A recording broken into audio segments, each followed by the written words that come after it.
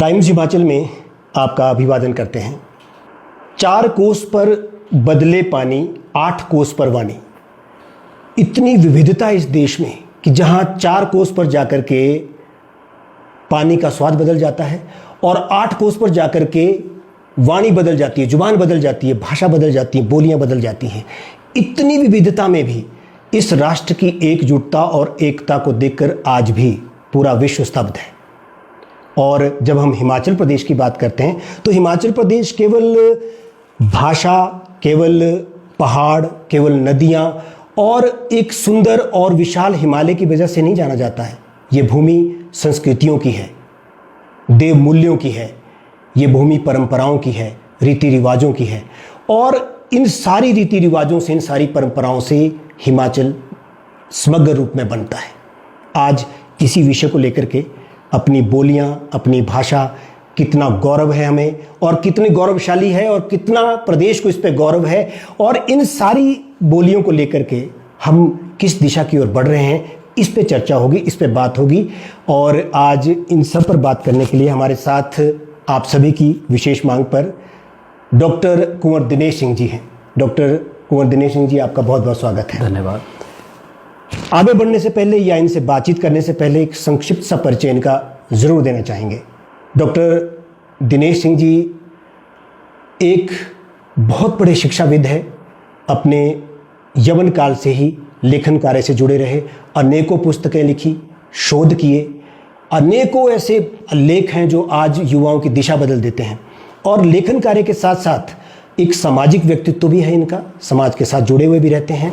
और हिमाचल अकादमी पुरस्कार के साथ साथ ऐसे बहुत सारे पुरस्कार जो इनको प्रादेशिक और राष्ट्रीय स्तर पर प्राप्त हो चुके हैं, देश और विदेशों में हिमाचल का प्रतिनिधित्व कर चुके हैं। और एक उम्दा लेखक, उम्दा कवि, बहुत सारी उपाधियों के साथ इनका परिचय किया जाता है। तो आज हमारा सौभाग्य है कि आप हमारे साथ कार्यक्रम में शामिल हैं। डॉक्टर साहब, एक भारतेंदु हरिश्चंद्र की पंक्ति है, निज भाषा उन्नति है, सब भाषा को मूल। एक अपनी भाषा, अपनी बोली अगर समग्र रूप में बढ़ती है आगे, पूरा राष्ट्र बढ़ता है। क्या कहते हैं आप? हरिश्चंद्र जी ने बिल्कुल सही लिखा है। और मैं समझता हूँ कि जो मूल्य हमारी माँ का है, जो स्थान हमारी माँ का हमारे जीवन में है और मातृभूमि का हमारे लिए है, वही स्थान मातृभाषा का भी है।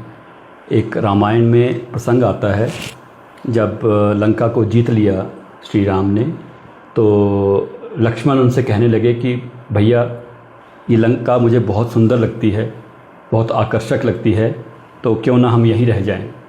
उस समय भगवान राम ने उन्हें जो शिक्षा दी, जो उपदेश दिया, वो बड़ा महत्वपूर्ण है। उन्होंने कहा, अपि स्वर्णमयी लंका नामे लक्ष्मण रोचते, जननी जन्मभूमिश्च स्वर्गादपि गरीयसी, कि ये सोने की है लंका, लेकिन फिर भी मुझे ये रुचिकर नहीं लगती है, क्योंकि जननी जन्मभूमिश्च, माता और जो मातृभूमि है वह स्वर्ग से भी ज़्यादा श्रेष्ठ है। तो मातृभाषा का स्थान भी वही है, क्योंकि ये माता से संबंधित है, हमारे जो हमारी जड़ें हैं उनसे जुड़ा हुआ है। जी डॉक्टर साहब, भारतवर्ष वैसे तो विविधताओं का देश है, अपनी बोलियों के लिए जाना जाता है और इतनी असंख्य बोलियां हैं हर क्षेत्र में, आप कहीं भी चले जाइए। जब हम हिमाचल प्रदेश में हम आते हैं, एक समग्र सा वर्ड लेते हैं, एक बड़ा सा एक शब्द बोल देते हैं, पहाड़ी भाषा। हालांकि पहाड़ी भाषा कोई भाषा नहीं है, यहाँ बोलियाँ हैं। कुल्लवी बोली, कांगड़ी बोली, मंडियाली, लाहौली, पंगवाली, भटियाती, स्पीति, ये सारे बोलियों का एक समावेश है हिमाचल प्रदेश। लेकिन फिर भी हम सब एक दूसरे को अच्छे से जानते समझते हैं, अपनी बोलियों के साथ भी। ये पहाड़ी भाषा क्या है फिर? आपने बड़ा अच्छा प्रश्न किया पहाड़ी भाषा से संबंधित। इसके पहाड़ी भाषा को एक साहित्यिक रूप देने के लिए हमारे पूर्व शिक्षा मंत्री थे नारायण चंद पराशर जी, उन्होंने बड़ा प्रयास किया। उन्होंने एक शब्दकोश तैयार करने के लिए मुहिम चलाई और उसके कुछ भाग जो हैं वो तैयार भी किए गए, लेकिन उसमें जो है वो ज़्यादातर जो है त्रिगर्ती भाषा, यानी जो कांगड़ा क्षेत्र में बोली जाती है, वो शामिल की गई। और उसके साथ अब समावेश करने के लिए किन्नौर की भाषा है, किन्नौर की बोलियां हैं, लाहौल स्पीति की बोली है या महासू की बोली है, तो वो उसके साथ कहीं सामंजस्य नहीं बना पाती है। तो यही कारण है, क्योंकि हर 40 किलोमीटर के बाद, जैसा कि आपने भी कहा, कुछ कोसों पर जो है बोली का स्वरूप बदल जाता है। तो डॉक्टर साहब, इसमें दिक्कत ये तो नहीं कहीं कि जब ये इन भाषाओं का समावेश हो रहा था तो हमारी टांकरी लिपि थी, बहुत समृद्ध लिपि रही और उसका वर्चस्व है, बहुत पहले से वर्चस्व रहा। लेकिन जब अंग्रेज़ों का शासन आता है, औपनिवेशवाद आता है, उसके बाद टांकरी लिपि का जो वर्चस्व है वो देवनागरी और हिंदी भाषा के प्रभाव में कम हुआ। जो भाषा वही चलेगी जो प्रयोग में रहेगी। ये भाषा तो संस्कृत का भी जो है उसकी भी धारा अवरुद्ध होती जा रही है, तो वो इसलिए कि क्योंकि वो प्रयोग में नहीं रह रही है। तो जो भाषा प्रयोग में रहेगी वही बचेगी भी। बोलियों का भी ऐसा ही है। जितना आधुनिकता की दौड़ आज आप देख रहे हैं, उसमें बोलियां कहीं ना कहीं लुप्त प्राय होती जा रही हैं। हिमाचल में भी कुछ बोलियां ऐसी हैं, जैसे पंगवाली है, और ऐसे और भी कई बोलियां हैं जो अब बिल्कुल ही उनका प्रयोग करने वाले प्रयोक्ता जो हैं कम रह गए। हालांकि प्रयास है। हाँ। अपने स्तर पर आकाशवाणी से पंगवाली कार्यक्रम आते हैं, दूरदर्शन से पंगवाली कार्यक्रम आते हैं, लाहौली आते हैं, हर बोली के लिए प्राथमिकता भी है। लेकिन जब तक उसे बहुतायत में प्रयोग नहीं किया जाएगा और जब तक उसे साहित्यिक स्वरूप नहीं दिया जाएगा, तब तक वो बोली रहेगी, भाषा का स्वरूप नहीं ले पाएगी। आप ये कह रहे हैं कि इसमें साहित्यकारों की भी कमी है? साहित्यकारों की कुछ कमियां हैं और इसमें साहित्य लिखा जाना बहुत ज़रूरी है। जब ये लिखित रूप में आएगी तो आगे आने वाली पीढ़ियों तक पहुंचेगी और इसका स्वरूप भी जो है वो समझा जाएगा और इस प्रकार इसे बचाने का एक बहुत ज़रूरी जो है कदम उठाना होगा। तो हालांकि कुछ साहित्यकारों ने और शिक्षाविदों ने एक प्रयास किया और माननीय उच्च न्यायालय में एक याचिका दायर करते हैं वो कि भाई पहाड़ी भाषा का एक रुतबा हो, हमें इस शोध करने की परमिशन दी जाए। उसमें हाईकोर्ट का भी एक निर्णय आता है और वो भाषा एवं संस्कृति विभाग को आदेश देता है और एक सलाह भी देता है कि भाई इस पे शोध करो और अगर ये संभवतः हो सकता है तो इसमें समग्र रूप में आगे बढ़ने की कोशिश करो। लेकिन उसके बाद हम देखते हैं कि कहीं फिर भी जो अंग्रेजियत का प्रभाव है, जो एक हिंदी भाषा का प्रभाव है, उसमें बोलियां दबी हुई हैं। बिल्कुल। ये अभी हाल ही में 2020 में राष्ट्रीय शिक्षा नीति जो घोषित हुई है, उसमें एक प्रावधान रखा गया है कि मातृभाषा का प्रयोग जो है वो ज़रूर किया जाए, विशेषकर प्राथमिक स्तर पर। तो मैं समझता हूँ वो भी एक अच्छी मुहिम है, अच्छी पहल है इन बोलियों को बचाने के लिए। और ये जो जैसे मातृभाषा है या हमारी बोली है, जिसको पंजाबी में माँ बोली बोल देते हैं, तो ये जो है हमारे बच्चों को जो नए नए विषय हम उन्हें सिखाएंगे, उनके साथ उनको जोड़ने के लिए बहुत अच्छा कदम होगा। और पर लेकिन अंग्रेज़ी के साथ भी चलना होगा, हिंदी भी साथ लेनी होगी, तब क्योंकि इसको हम राष्ट्रभाषा को के रूप में जो है स्थापित करना चाहते हैं। और तो साथ में तीसरे स्तर पर जो है ये मातृभाषा या हमारी जो स्थानीय बोली है, इसको भी साथ लेना होगा। आपने कहा डॉक्टर साहब, जो भारत की शिक्षा नीति नई आई है, उस शिक्षा नीति में जो क्लॉज है एक, उसमें भी प्रावधान है। उसी प्रावधान को हिमाचल सरकार अब लेकर के आई है। वो कह रही है कि महीने में एक शनिवार ऐसा होगा जब बच्चे अपने बस्ते का बोझ ना लेकर के खाली हाथ स्कूल आएंगे और एक दिन वो अपनी भाषा में इंटरेक्ट करेंगे, बातचीत करेंगे क्या? अध्यापक से, वो जो उनके अध्यापक है उनसे वो वार्तालाप करेंगे और आपस में वो चर्चा करेंगे। ये प्रयास अच्छा तो है, लेकिन इसके कुछ खामियां भी इसमें दिखती हैं। खामियां अभी ये शुरू नहीं हुआ है, लेकिन शुरू होगा तब सामने आएगा इसके क्या पहलू हैं विभिन्न। क्योंकि अध्यापक चंबा के हैं, हाँ, बच्चे यहाँ महासू के हैं, हाँ, अब इंटरेक्ट करने में दिक्कत आई नहीं। अब ये मैं आपको ये बताता हूँ, मैंने पिछले ही वर्ष, अभी आजकल मैं राजकीय महाविद्यालय आनी में प्राचार्य हूँ, तो मैंने मातृभाषा परिषद का गठन करवाया और उसमें जो है एक साहित्य गोष्ठी भी करवाई। और मैंने देखा उसमें, हालांकि मैं नहीं जानता हूँ वहाँ की बोली को, लेकिन मैंने वहाँ के छात्रों को इसके लिए प्रेरित किया कि वे आएँ और अपने जो मूल रचनाएं हैं, काव्य रचनाएं, कहानियाँ या लेख हैं, निबंध हैं, वो उनकी प्रस्तुतियाँ वो मंच से दें। तो बड़े बढ़ चढ़ कर बच्चों ने भाग लिया और बहुत पसंद किया गया।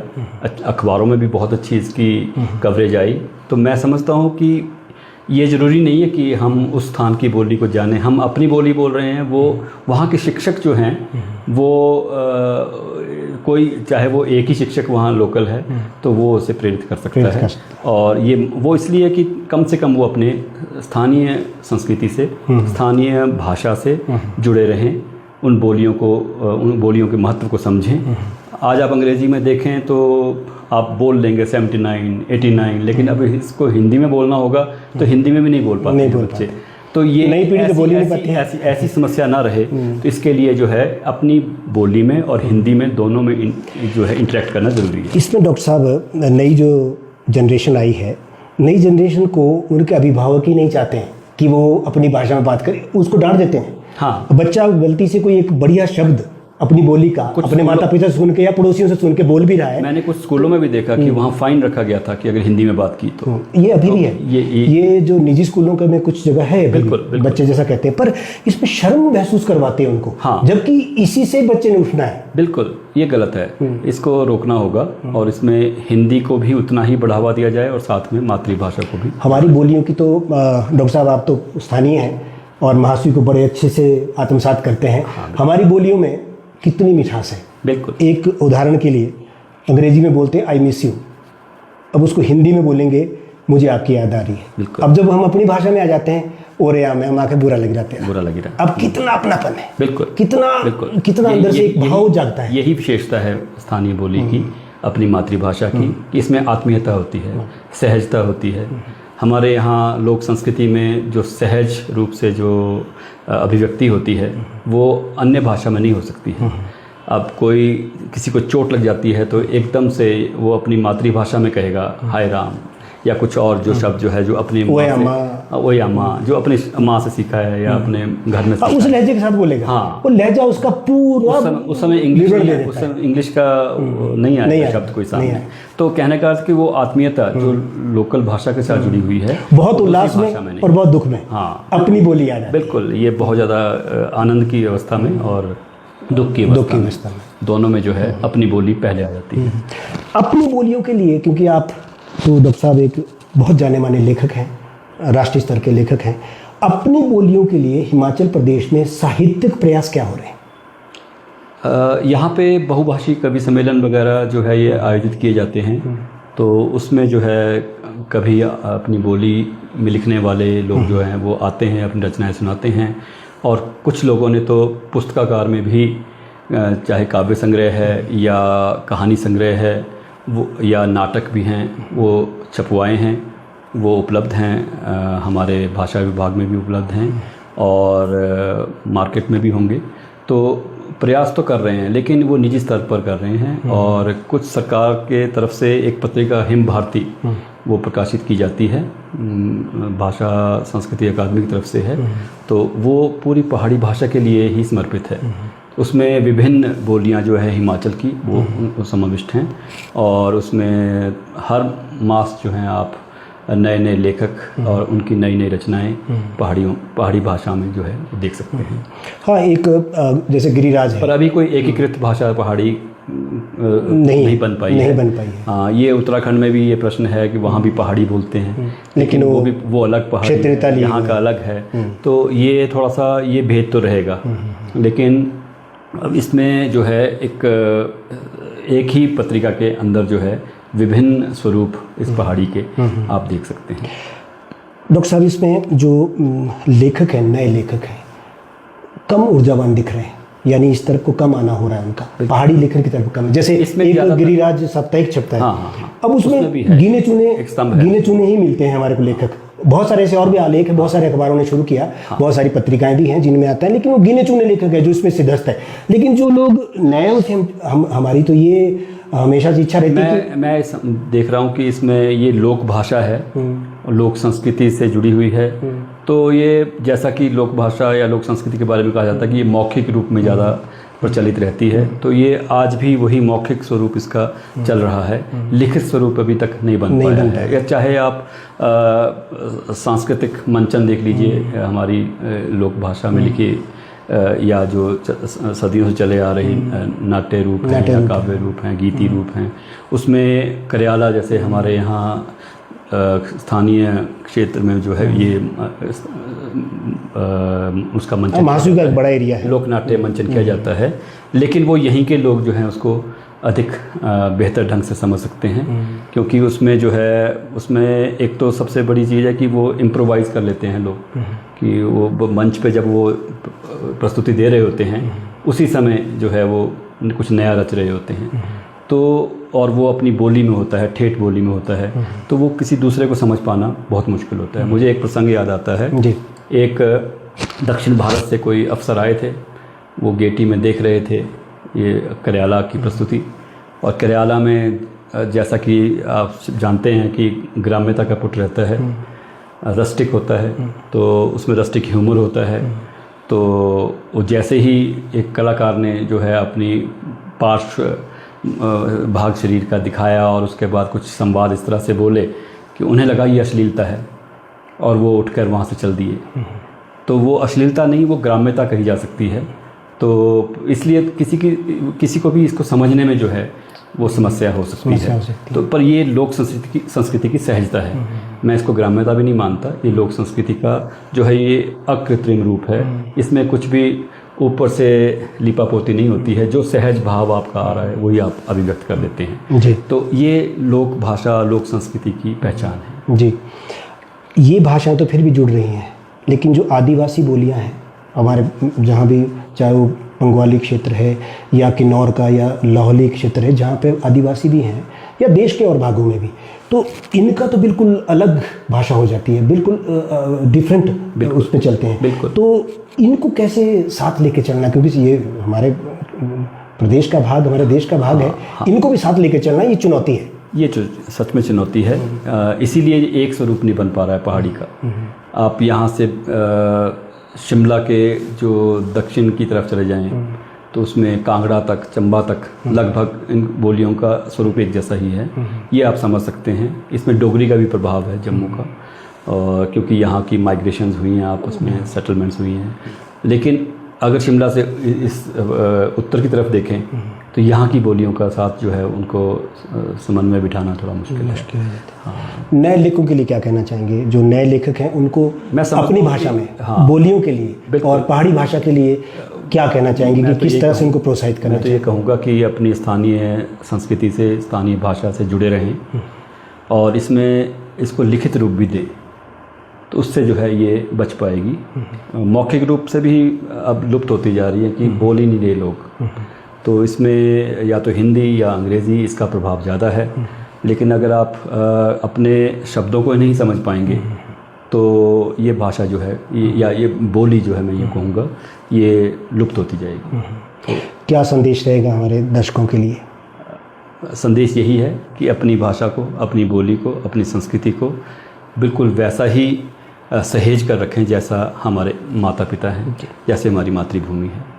डॉक्टर साहब, आप आज हमारे इस कार्यक्रम में हमारे साथ सम्मिलित हुए और आकर के आपने जो हिमाचल प्रदेश की समृद्ध बोलियां हैं उसको लेकर के और जो हमारी भाषा है और पहाड़ी भाषा को लेकर के आज विस्तार से चर्चा की, और साथ में नए लेखकों के लिए भी, नए जो राइटर हैं हमारे पास, उनके लिए भी आपने संदेश दिया कि कहीं ना कहीं और भाषाओं से हट करके अपनी बोलियों को बढ़ावा देने के लिए भी हमें आगे आने की ज़रूरत रहती है।